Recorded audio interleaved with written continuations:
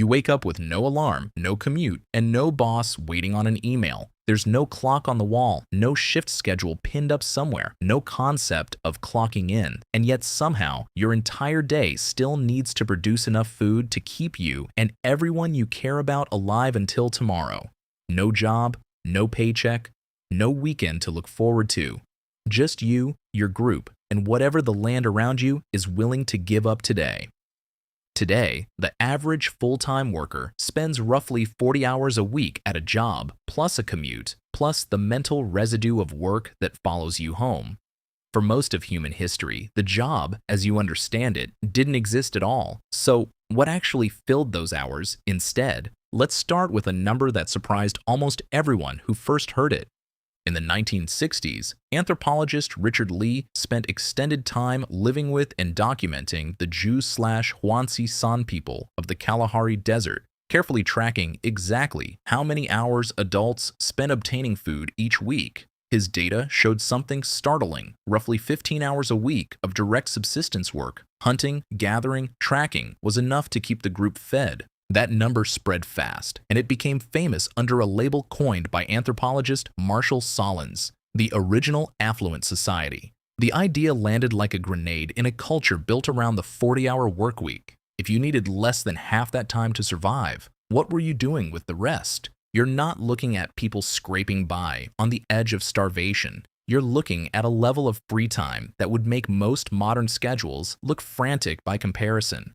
But that number, as clean as it sounds, hides something important. Decades later, anthropologist James Sussman returned to study the Juhuansi in greater depth, and his research complicated the simple version of the story. Lee's original 15 hours only counted direct food procurement, actually hunting or gathering. It didn't include the hours spent making and repairing tools, processing food once it was brought back, building and maintaining shelter, or caring for children. Once Sussman factored in that wider circle of necessary tasks, total working time climbed much closer to what a modern person might recognize. So the popular idea of ancient life as one long vacation isn't quite accurate either.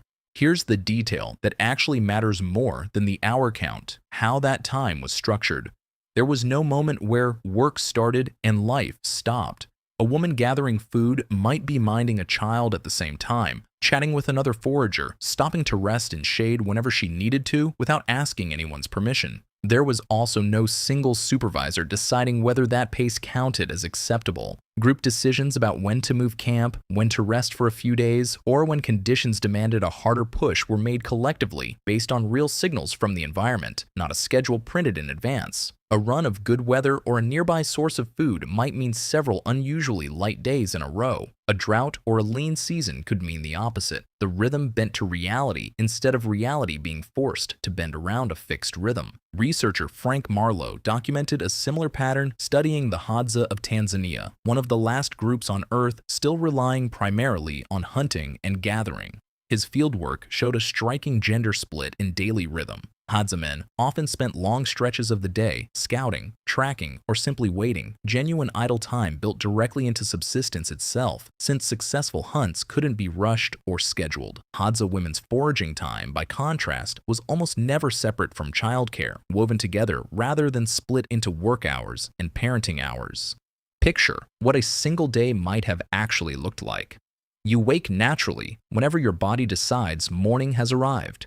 You forage or hunt for a stretch, however long that particular day requires, interrupted constantly by conversation, rest, or a child needing attention. By afternoon, there might be tool repair, food processing, or simply nothing pressing at all. Hours spent talking, resting, or doing very little on purpose. There was also no guarantee attached to any of it. A day of hunting could easily end with nothing to show for the effort, and gathering depended entirely on what the season and the land actually offered.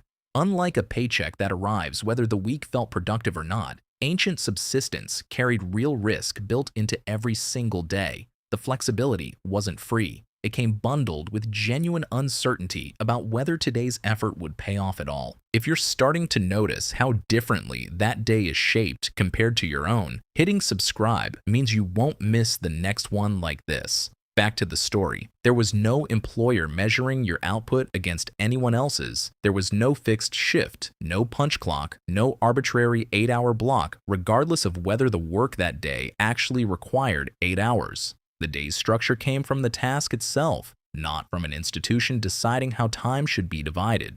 That's the real twist hiding underneath the 15 hours a week headline. The difference between ancient daily life and yours was never really about total effort. Total time spent on necessary tasks may have been closer than people assume. What changed was the container those hours were poured into. Social obligation filled a lot of that container too. Time spent talking wasn't wasted time by the standards of a foraging band.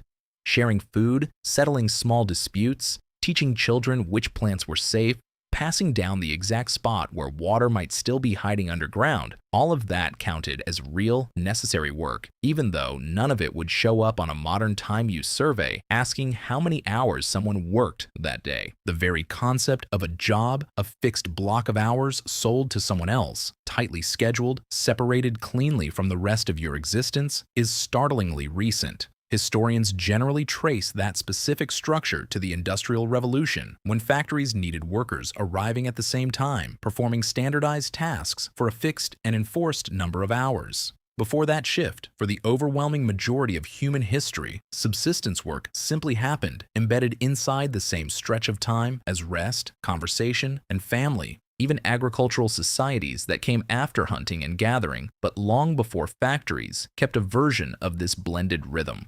Farmers worked according to seasons and daylight, not a punch clock, with entire stretches of winter carrying far less daily labor than the demands of harvest. The rigid, identical 8 hours repeated every single weekday, regardless of season, weather, or actual necessity, is a distinctly industrial invention, not a universal feature of human life. You don't live like a Jew/hoansi forager or a Hadza hunter today, but the tension you feel between work time and real life, the sense that your job is a separate box competing with everything else you actually care about, is a genuinely new invention in the story of your species.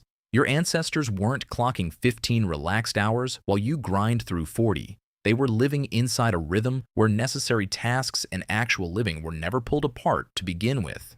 The next time you feel that specific exhaustion of watching your job eat into time that should belong to you, you're not imagining a conflict that's always existed. You're feeling the friction of a structure your ancestors, for the vast majority of human history, never had to negotiate at all. If seeing your own daily grind through this lens is interesting to you, there's a lot more prehistory to explore, so make sure you're subscribed for the next one.